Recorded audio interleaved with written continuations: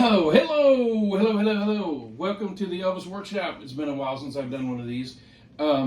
Yes, I still have a house guest. I'm still here. Hello. But in anticipation of him going home mercifully, I wanted to do one more video. We might do another one, but at least one more video before he goes. Now, this is one that I've wanted to do for a long time, but I got two reasons, three reasons for inspiration to do the video now as opposed to down the road. One is the new Elvis movie coming out. They do a little piece on the 68 special. Obviously, it's been in all the trailers, and the character has been cast and promoted as Steve Bender, and so that's a pivotal turning point in the movie. So that's going to be pretty big. The second thing is a new book just came out, which we'll talk about later. And the third thing is I wanted his input while he was here. So I wanted to do a video today covering the 68 special. So, and jump in anytime you want, obviously. Okay. You want to jump in now? Well, I would like to do a little introduction. Okay, introducing. Before we go into the 68 special, I would like to talk a bit about where the music world was in those days. That's actually, I wanted to talk about and that. And where Elvis was in those days. Yes, that's great. So that leads us to this. That's a perfect segue because that's where I was going to start. So this is a DVD of Double Trouble.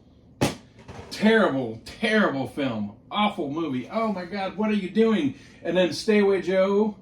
And Clam Bake. Clam Bake. Elvis at this point, he was at one point, previous to this, the biggest recording star in the world, and then he's reduced to doing these movies. So you take it for a while. Even though... What was the Beatles doing at the time of Clam Bake? He loves to do this to Yeah, well... it's not a good comparison because Elvis was just, at this point, taking the money and running. He was on cruise control. Yeah, he was just phoning it in, and he either didn't care anymore or he didn't have it in him to change the situation he was in. But basically, the music world in the 60s would change rapidly from year to year. And at this point, in 1966, of course, in 1964, the British invasion changed everything. The big boom of British invasion. And let's say that Elvis got to survive it, unlike his other peers from the 1950s. Well, there were a lot of things that happened. Like Little Richard went to gospel music and kind of retired. Then there was the day the music died with Buddy Holly being killed, along with the others in the airplane. And, you know, Eddie Cochran died. There were a lot of the 50s stars. Let's remember that Chuck Berry went to prison for trying to cross state lines with a white young girl, yeah. underage white lady. Yeah, so a lot of the 50s artists either didn't make it into the 60s because they died, or their careers nosedived. So Elvis was kind of shielded and kind of survived into the mid-60s by doing goofy beach movies. Yeah, basically, there were other artists from the 1950s, like Rick Nelson, for example. He was releasing great music, but nobody cared anymore because he wasn't the new thing anymore. And the new thing was coming from England. So Rolling Stones, Beatles, Kinks, Herman's Hermits, you name it. There was something for every taste. Something for everybody? Something for everybody. See, that's an Elvis album. Yeah. And basically, starting in 1964, all American artists except the Beach Boys were kind of disappearing from the map of the charts, and the British were taking over. Elvis survived by hiding. Yeah, by basically hiding doing movies. He basically stopped altogether doing proper sessions for albums, for LPs in those days, and he just did 3 movies a year with a soundtrack for each movie. And of course, the soundtracks were very bad when taken out of context of the movie. And actually, if you take them in context of the movie, they're still bad. Yeah. Because he was no longer a threat on the charts, but he was still there. He just wasn't relevant. Like, he wasn't groundbreaking any longer. And the Beatles were now groundbreaking. They were the trendsetters. Yeah. Everyone say the Beatles did a song with a string quartet. Everyone else was doing everyone else would do a song with a string quartet. The Beatles did a song with a sitar. Everyone else would do a song with a sitar. So Elvis survived with the movies, even Roustabout, was released in the middle of Beatlemania, and it was a #1 album for a week. But it was a #1 album for a 50s artist, and that wasn't common in America in the mid-60s. But Roustabout did it because hit the mark. People would go see the movie, and then after seeing the movie, they would go to the record shop and buy the album with the music they heard in the movie. So Colonel Parker thought, I don't need to have this boy on tour because I can have him record a soundtrack once and show it in movie theaters all over the country, so it's the same as being on tour, except he doesn't go on tour. We don't have the tour expenses, and then the albums will sell from the movie. So the theory the movie works out. Would promote the album instead of the live performance. And so Elvis was no longer touring and wasn't making personal appearances. And his Cadillac went on tour. His car went on tour. That's a true story. Yes, but we'll leave that for another video. It's at the Country Music Hall of Fame, I think, to this day. But yeah, Elvis wasn't touring, but his car was. Really? The problem with the movie soundtrack formula was that there was a change in 1963, 63, after Viva Las Vegas. What happened with Viva Las Vegas? The movie was a hit, and it was a good movie. And it had star power not only in Elvis, not only in Elvis, but in Anne Margaret. The movie had a co-star of popularity, power. Yes, power. Yes. So she was relevant. The problem was that Colonel Parker got she was the bill. in Bye Bye Birdie. She was a star of her own. She was a star of her own, and the Colonel got the bill of how much did it cost to make the movie, and he said this has to stop. From now on, each movie has to cost a third of what this one cost. Enter Kissing Cousins and all the horrible movies that followed, very low budget, very bad soundtracks, because let's face it, you have a group of people who are songwriters and they have to write songs for hire for each scene of each movie. And so they would say, hey, this is the scene, this is what's going on in the movie at this time, and we need a song that fits the scene. So instead of writing a song based on the song, they would write the song based on the scene in the movie. So Elvis is singing to a turtle or a cow, or it's ridiculous. Elvis sings in a helicopter with dogs. Yeah, the quality just nosedived, because there are some great Elvis movie soundtrack songs. There are some really brilliant songs. Can't Help Falling in Love was a movie song. So there are some really great movie songs, but the quality coming up to this, what we're going to talk about here in a moment, it just took a complete nosedive, and it was spiraling out of control. And what happened? The songs were turning to be so bad that the performance turned to be bad too. Because the band wouldn't bother. When the songs were bad, the band wouldn't bother to make a great arrangement of a song. They would just phone it in and get rid of it. The production was bad. The song quality was bad. Elvis's vocals, he even mailed it in. Sometimes Elvis wouldn't even be in the studio with the band. They would just record a backing track. They phoned the backing track in, and then Elvis in 30 minutes would record his vocals onto the backing track and just get rid of it, take the money and run. And it got to the point to where there were even songs that were recorded for the movie that weren't even recorded or released on the soundtrack because they were such poor quality. Dominic, for one. It was terrible. And though no Elvis movie ever took a loss, they all made a profit. The profits were shrinking significantly. And it was coming to a head of we've got to do something else, and that brings us to. Yeah, there was a point in 1968 when the movies weren't being hits, weren't going high in the charts. The soundtrack and the movies were not what they were, because even the most faithful fans were not turning he had basically big amounts into he basically become a joke at this point. It just Clambake. I mean, he's in the park singing to a bunch of little kids, and meanwhile the Beatles are changing the music world daily. He wasn't relevant anymore. He was irrelevant. Yeah. So the movie contracts were just about to be up. This isn't a history lesson per se. We just wanted to talk about the special. But so the movie contracts were almost up. He actually made movies after the '68 special to fulfill the contract, but he was getting near the end, and the idea of a Christmas special came up for a TV show, and so Colonel wanted Elvis to come out and sing all Christmas songs. That was the original idea for this. It was presented by Singer Sewing Machines, and it was called Singer Presents Elvis ... That was the actual physical or official name of the special, was Singer Presents Elvis ... it's become known as the '68 comeback special, but it was the Singer Presents Elvis is what it really was. But so the idea was to put Elvis on TV. He hadn't been on TV since the 1960 when he came back from the army with Frank Sinatra. That was his last one. The last one, and so he hadn't been on TV in years, and he was making these silly movies that he had lost all of his relevance, and the music landscape had changed drastically, and that brings us to this.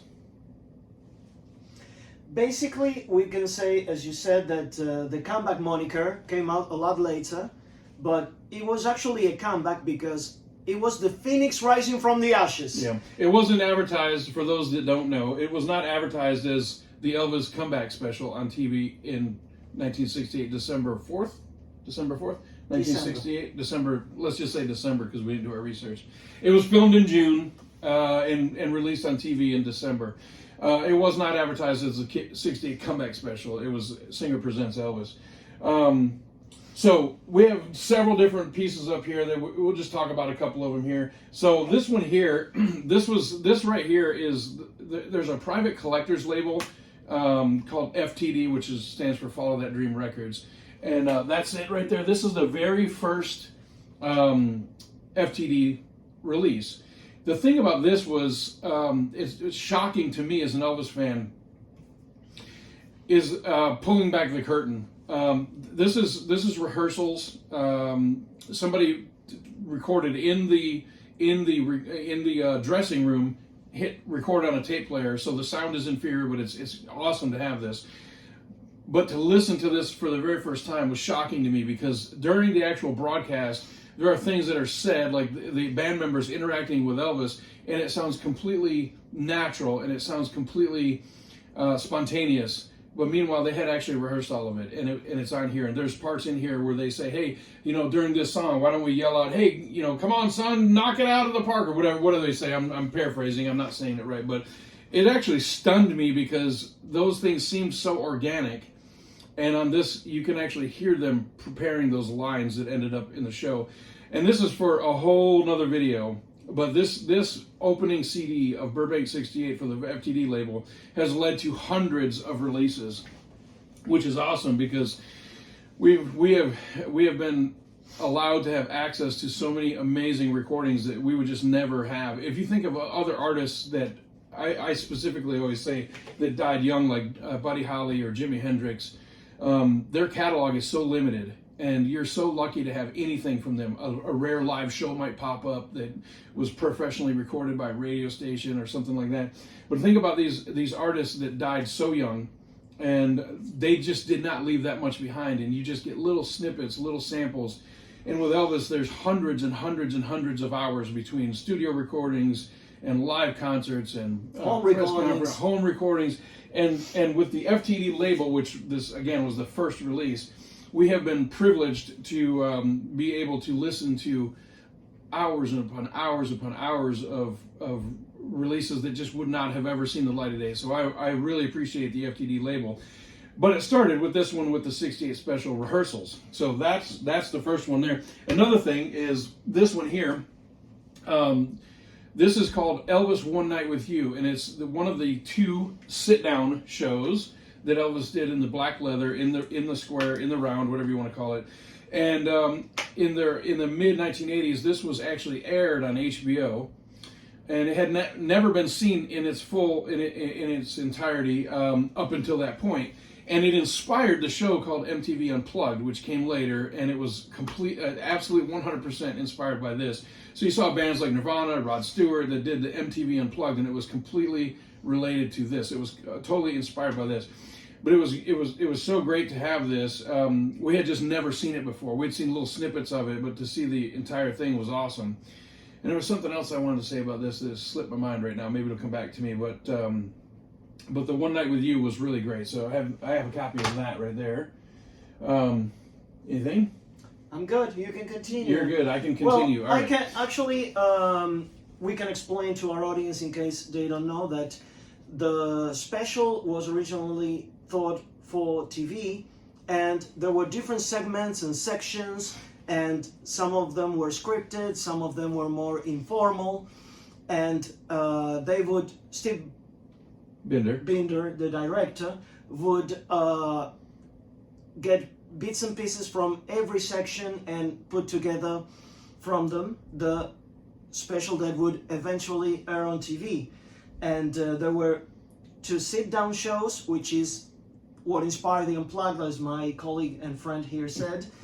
And there were the stand-up shows where Elvis would be in the middle of a ring with a guitar, and then without the guitar, and the whole band and orchestra would be off camera. And we can get to that later. Yeah. So I just remembered what I was going to say. Thank you for filling in for me when I failed miserably. So if you ever go to LA and you get a chance, go to Burbank and take the NBC Studio Lot tour. You can go to the Warner Brothers tour, which we just did last week, which is awesome. You can tour all these Universal Studios, but if you're in LA, take the opportunity to take the NBC Studio tour. If you ever watched the Tonight Show with Jay Leno, the production of that show was in the same room that Elvis did his live.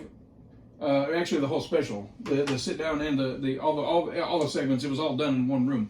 So the Tonight Show with Jay Leno was filmed and produced nightly for years and years and years in the same room that Elvis did this 68 special. So it's pretty cool when you go to the studio tour. The ceilings are very high in there. That's what I took away from it, and you can actually see that in the video from the 68 special. When you watch it, you'll notice that it just seems to be very high. It goes on forever, but it was really cool to be able to go in there. And I don't even think from taking the tour. It's been a decade and a half ago. I don't even remember that. I don't even think they mentioned it during the tour, but I knew that going in. So that was kind of cool. So thanks for picking me up there. I totally forgot what I was thinking about and lost it. So we got a couple things here. This is if you're looking to buy some product, I'm going to just tell you about a couple things so you can kind of figure out what you want to purchase if you don't already have it. So this is this box set here, which is signed by the director Steve Binder, by the way. This is everything that you would ever need from the 68 special. This is it's all 4 of the leather shows. The 2 leather shows that are sit-downs are actual full concerts. If you haven't seen this, most of you watching this, and especially if you've gotten this deep in the video, you know. But the 2 sit-down shows are actually full concerts. They have a start, the full show, and the end. The stand-ups aren't really a full show. They're stopping and starting. There's take again, take again. Elvis, let's do this angle, or Elvis messes up the lyrics. So the 2 stand-up shows aren't actual full concerts. There's a lot of breaks. And so this is the outtakes. It's the 4 leather shows. It's the gospel medley and the actual show itself. So everything that was choreographed, everything, take after take after take, you it's can find on that this is the DVD. One. This is the one. And They goofed up on because you get on the first DVD you get the original special as it supposedly, not as it aired, but as it was thought about by Steve Binder. And the thing is that they forgot to add the sequence of the song "It Hurts Me." Yes. So. Which was written by Charlie Daniels, by the way. Yes. Yeah. And they forgot to add it. But other than that, everything that was filmed for the 68 special is right there. With the outtakes, you can see take after take. They have bloopers. It's great. If you want to go in full hardcore and buy the ultimate, that's the one. This one here is the TV special with improved video quality, of course, to make you want to buy it. It still looks the same, but anyway, cool cover. There you go. There's that. This one is CDs, right? That one over there? That's all CDs. This is just a set of the exact thing that I just had in my hand a minute ago. That's the complete this and that, complete everything. That's the DVD of it. Visuals, this is the CD version of it. So just kind of barreling through things. I just wanted to show some things and talk about the show a little bit. We do have the original soundtrack album. No frills, just the original album. Nothing there that you probably haven't seen. This is pretty cool. This was a record store day release, and this is one of the 2 sit-down shows, or both. I don't remember. No, it's both. It's both sit-down shows. Cool. We're kind of running out of steam here, but not really. Actually, I have a reason for this whole video. So two things. Would you hand me the box set over there? Okay, so this is very similar to the one that's signed by Steve. This is another deluxe ultimate blah blah blah blah blah. I'm not going to go into everything, but it has a book with it that's pretty impressive, and CDs of the concerts, and I believe DVD, CD, 2 Blu-ray set. Yes. So this is again the ultimate along with the other ultimate. But let's get into the reason for the video today. And listen, I paid for this. I don't get any kickbacks or perks or anything like that. I just thought this was really cool, and other than him being here to add input, I wanted to make this video for this book right here. So several years ago, this book came out. It's called 68 at 40, which means 40 years since the release. And this book is just badass. It's fantastic. I'm not going to flip through every page and show you everything, but it has documents from the show. It has all kinds of photos. It's put together really, really well. This, for a long time, was the go-to book for the 68 special, and it still holds up. It's a great book. Then, a couple of years ago, this one came out. The Elvis, Comeback 68 Elvis, the story of the Elvis special by Steve Bender, again. And, again, great book. And it's just one of these where you just have to get it. It's really hard to explain to you and try to sell it to you through a video like this, and I don't mean sell it like I'm getting something out of it. I'm just saying to make you want to buy it. This book right here is well worth your time. It's a great book, and it's by Steve. But let's finish with this. This book just came out by Steve, and it comes, if you open it up, the very first page, it has a sticker in here signed by Steve with every book that comes out. And I read this book while I was flipping through it, and I didn't read the whole thing, but I got a good chunk of it. Steve really has an axe to grind with the Colonel, and he really just lets it fly at this point. He doesn't care. He doesn't care what anybody thinks. That's very obvious with his social media posts. But it's just a really well done book. I really thoroughly enjoyed it, and with the book coming out, and you can find it on your own. Just Google it. I'm not going to post a link or anything. I don't have any connection to this book other than buying it myself. But with the new movie coming out, it's going to be that scene in the movie when Elvis does the 68 special. It'll probably be more than a scene, but it's going to be a pivotal moment in the movie. It's going to be huge. And with this book coming out just before the movie release, that's not an accident, obviously. I thought it would be a good time to make this video. So 68 special was a crowning moment in Elvis's career. It made him relevant again. It inspired him to come back to doing live performances and get out of the stupid movies and bring himself back to the forefront. And Steve Bender said, listen, we're not doing a Christmas special. Colonel wanted Elvis to do the song I Believe, which isn't even a Christmas song, but that's what he wanted to do. Elvis ended up doing Blue Christmas because he couldn't remember the words to Santa Claus is Back in Town. But Blue Christmas ended up working right.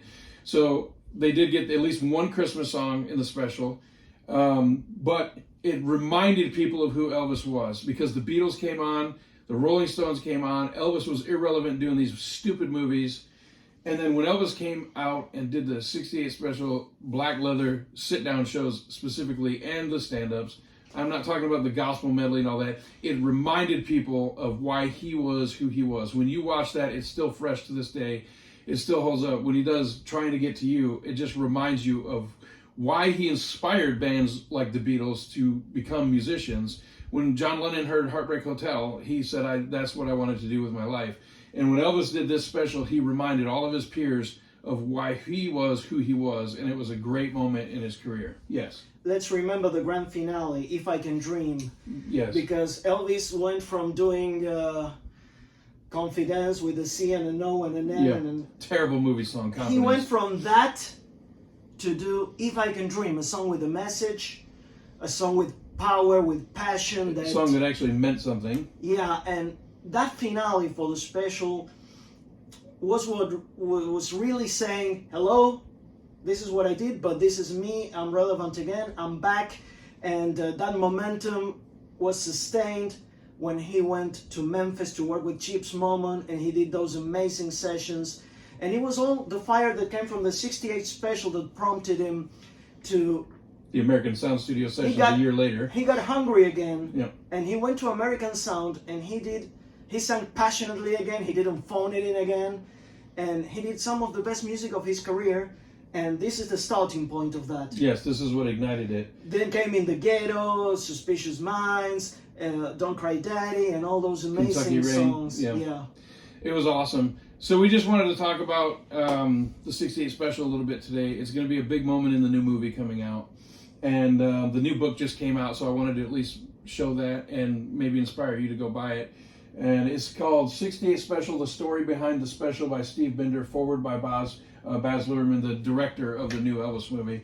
And I have, you can't see it up there, but I've got a really nice 68 Special poster that Steve signed for me in person here in Las Vegas at a convention several years ago. I've met Steve in person a couple of times. He's always very pleasant, always very cordial, very, very nice man.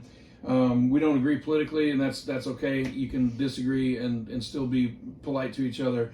But what he did for Elvis in his career is immeasurable.